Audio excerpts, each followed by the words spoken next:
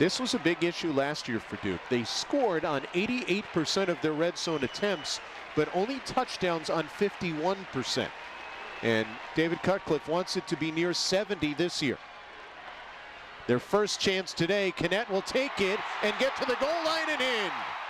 And for the first time in this ball game, Duke leads Richmond now by 3. And when you talk about a quarterback in the ACC that's the leader in rushing touchdowns, that's Knet, and he definitely used, it was another counter play, set it up. 70, John Coleman comes around, clears the space, and then the rest of that is power. 6'2", 225. 70 kicks out, creates a seam, and then he uses his body and speed to get into that end zone.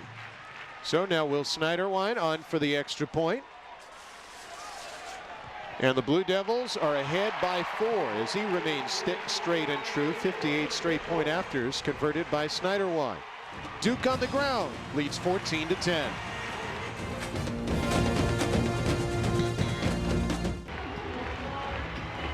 You wonder what was said at halftime by David Cutcliffe.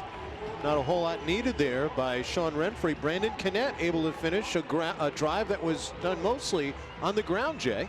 And they needed to do it on the ground because Coach Cutcliffe said in order for this team to get to the next level, they have to run the ball better. In order for your quarterback to get better, you have to run better. You can see 11 plays, 79 yards.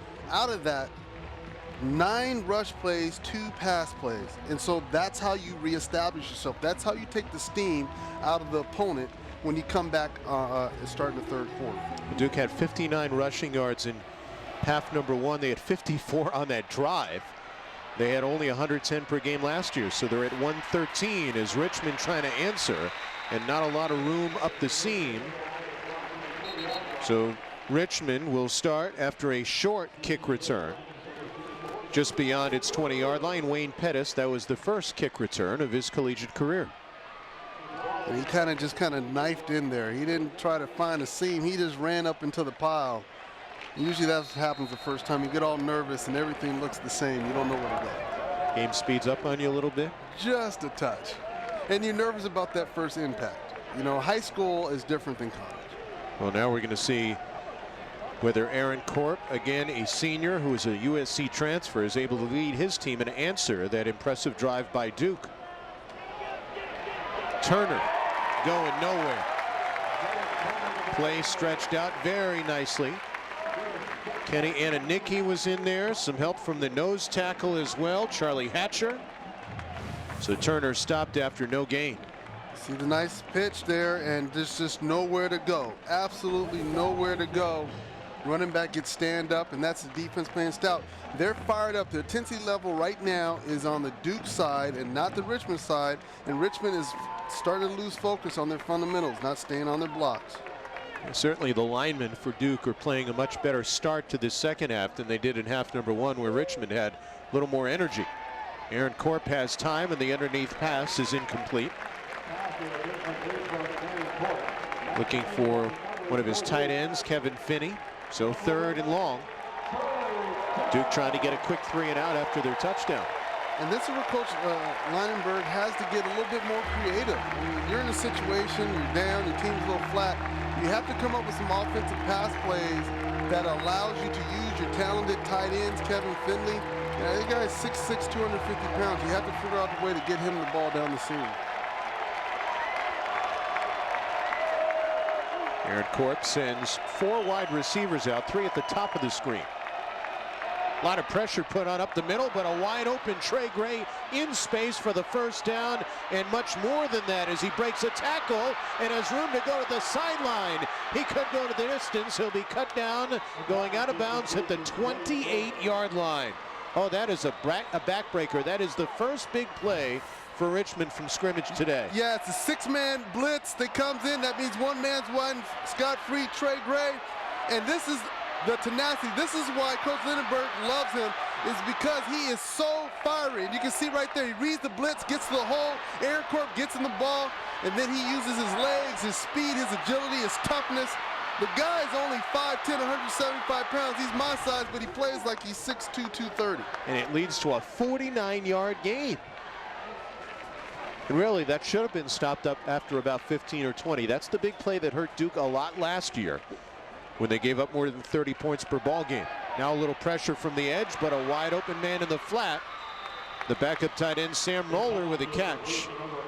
And that will be another first down for Richmond. So the big 3rd and long converted, really the first one converted tonight by Richmond, is followed up by a wide open Sam Roller. Well, in that play, Aaron Corp actually missed Kevin Finney running scot-free down the hash. As he's rolling, look to your right of your screen, you're going to see the tight end right there, wide open. If he had the opportunity to see that, that could have been a touchdown. Now we'll see if Richmond gets the touchdown anyway, trying to regain the lead that Duke just got for the first time.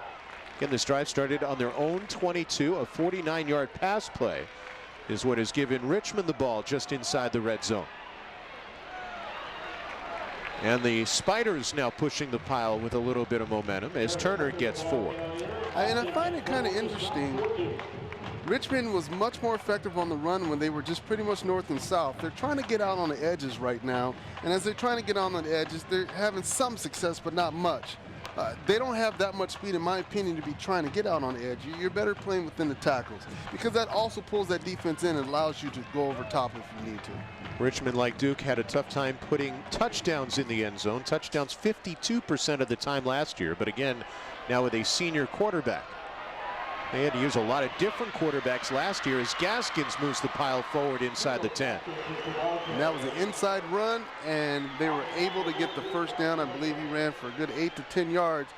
They seem to have that inside crease set. You calling the plays from up here? I'm trying just a little bit. So 1st and goal to go for Richmond.